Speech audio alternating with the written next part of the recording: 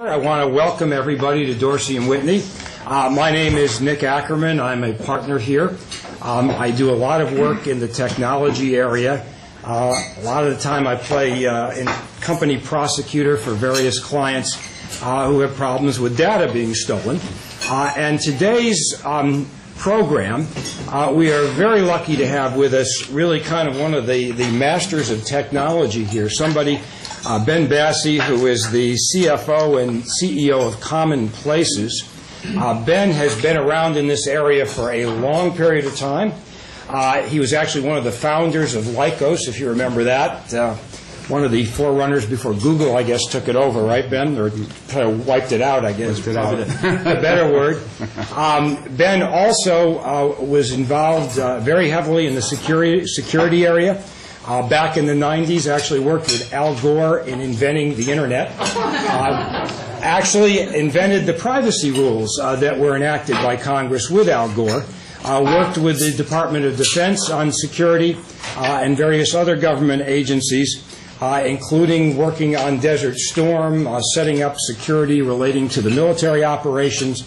And so I think what we have here today is really kind of a unusual program in the sense that we've really got somebody here who's an expert at technology, and we're going to try and combine that with the law. Also, Michael Reich, who is from CommonPlaces, is with us today as well.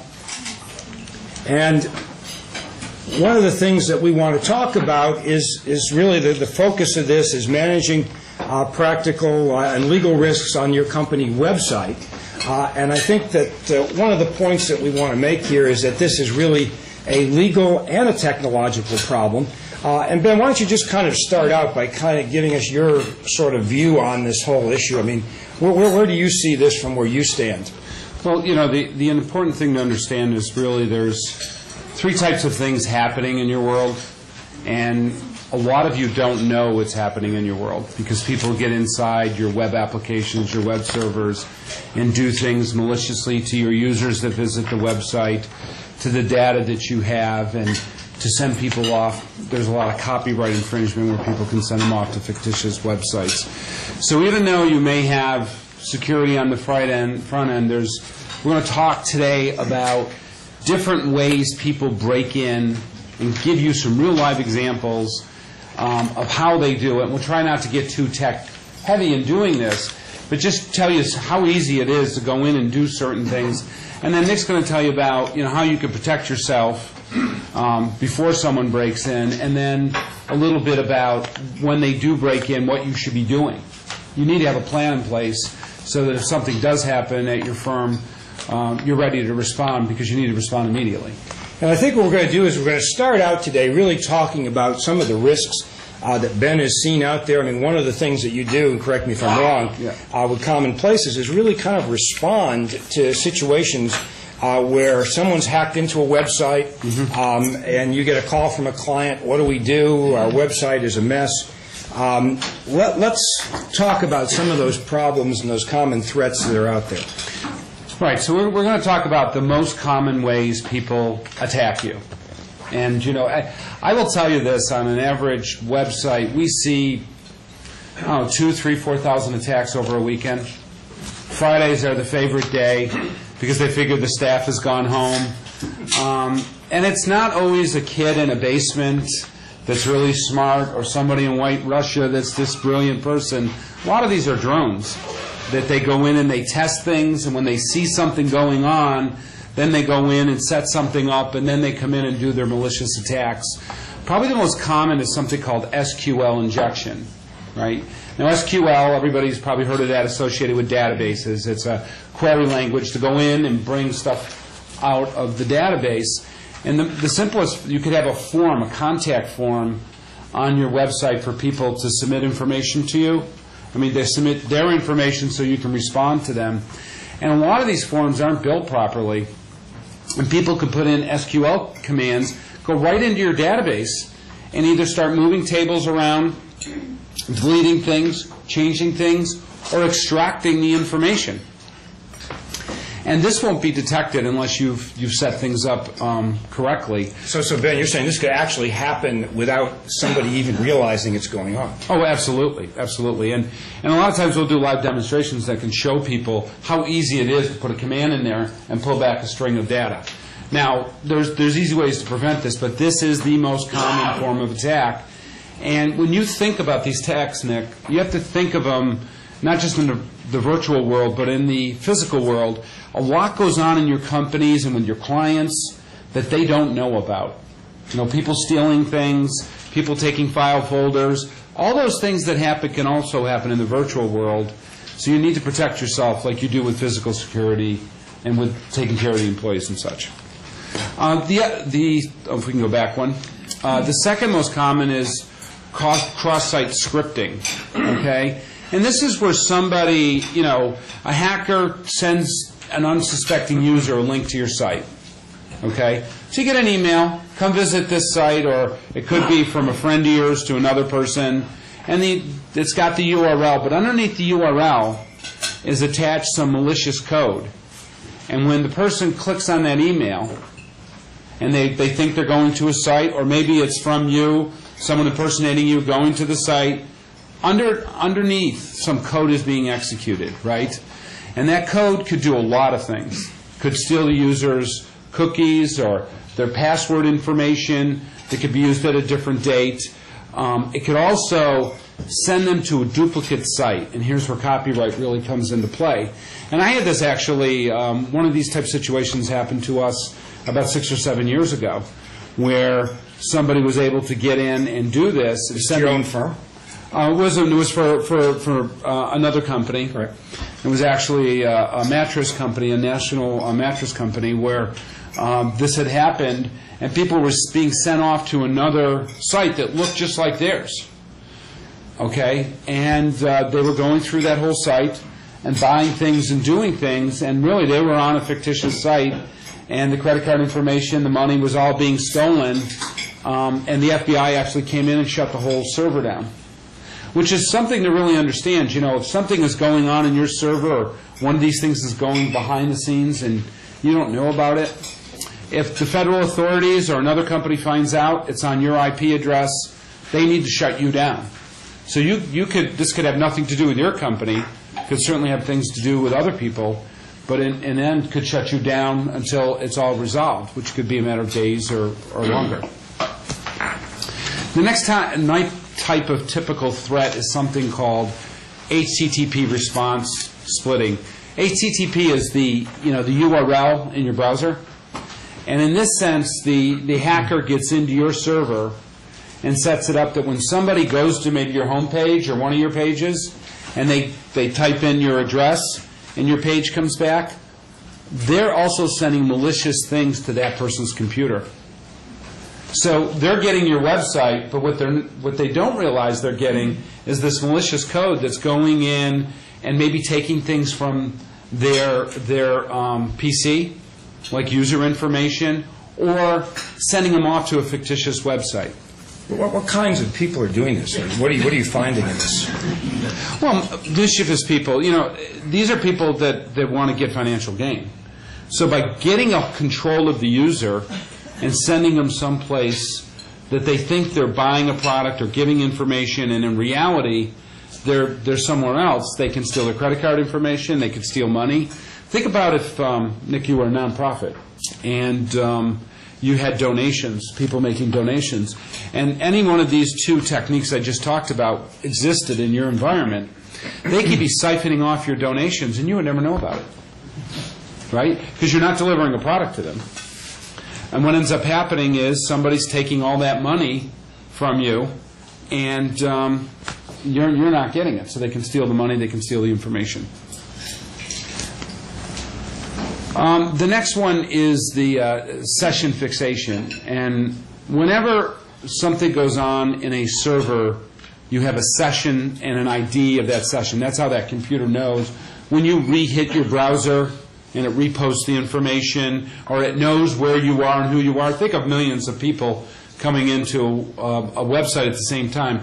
You get a session ID that identifies who you are. right? And in this situation, when it ends up happening is that the hacker somehow gets the URL or gets to the user and changes that session ID to something they want. And then they go in as you into the website. And then they can get into your bank accounts, they can get into your whatever you have as membership and whatever you're doing with that site, they can get in and they can act as you, and they could buy a whole bunch of products and have them shipped somewhere on your credit card. But this is a way of them impersonating who you are through the session ID. And I have to tell you, I saw an example of this once where this is just careless programming, where you'll see in the URL a number at the end, and that's your session ID. And I've seen some people that I know that were formerly with the Department of Defense and NSA show me some demonstrations where they would go in and get their session ID and then change it, and they would become somebody else that easily. And if you aren't set up the right way, it's that easy. You go in, you see the number, you change a 2 to a 6, and now you're that person in that computer. And you have access to all that information. The last one we'll talk about is denial of service. And this just could be someone trying to mess with you, where when somebody comes into your computer and gets in one of these different ways, they can set up something called a backdoor. That's the first thing they do is they test and see if they can get in. Then they'll go to another computer and they'll set up a backdoor. And what a backdoor is, basically a way for them to come into your server undetected whenever they want to do whatever they want. And they could do a lot of mischievous things, like they could just run your server into the ground for the kicks of it, and so it just starts slowing down and you're not responding to your clients. They can make you crash. They can go in the back and change all sorts of data. And I've seen situations where people have gone in and set up things like child pornography, downloading videos. And you don't even know this is going on. So you are running a service, someone's broken into the back end, they're running some other illegal operation, right? And you're not even understanding what's going on, and your server's slowing down, and they're downloading all of these things or doing what they want to do with you. And then because you have a rich server farm and you buy more hardware and you give them more resources to do more illegal things. Okay, now that we're thoroughly frightened about what can happen on our websites, let me go through with you some of the legal options that you have in terms of self-help and what you can do to go after people who do this sort of thing. There actually are laws out there that are designed to protect us. One is the Computer Fraud and Abuse Act, which can be a very powerful self-help tool. I'm going to go through this very briefly. I did a CLE on this a few months ago, and if anyone's interested in really getting a very thorough update on where we are with the Computer Fraud and Abuse Act in terms of being able to bring civil actions, if you go to my website, computerfraud.us, there is actually a CLE that's being offered for free that you can sign up for and get a credit for watching this video that you just need to sign up for. The Computer Fraud and Abuse Act is essentially the federal criminal computer crime statute. It's part of Title 18, which is the federal criminal code. It was enacted back in 1984, and in 1994, Congress put in a civil remedy which allows people who have been injured as a result of a violation of the statute to bring a civil action for damages and injunction. It relates to all computers used in interstate commerce. A website is clearly within the definition of this statute, and I'll get into a couple of sample cases. It's been amended several times, most recently in 2001 and 2008. It applies to computers that are located in foreign countries. If you have a computer in Beijing that either communicates with the U.S. by email or does business through foreign commerce in the U.S., it's covered by this statute and can be the basis for a federal action or a federal crime being charged in the United States. As I said, it provides for damages and injunction. From my standpoint, where I use it the most is on the injunction piece. What's nice about it is you can move very quickly. If you go to law enforcement, sometimes it can take days, months, maybe never before someone finally shows up and does anything about it. You have the option here, if you can put together that evidence, to go right into court. I'll give you one example. I had a matter before Judge Payne in the District of Virginia, who lived up to his name in every sense of the word. In 24 hours, we had the defendant in front of him. The defendant was told that he had to bring in all of his hard drives. He took all of this data to his new employer. He was told he had to bring all of that material in, all of his computers within 2 hours, or he was going directly to jail. Do not stop, go. Sure enough, he showed up in less than an hour with all of this material. So this can be a pretty effective tool. It really covers all kinds of computer crimes, stealing data, schemes to defraud, trafficking in passwords, damaging computer data, hacking, extortion, threatening damage to the computers if money's not provided, and sending computer viruses.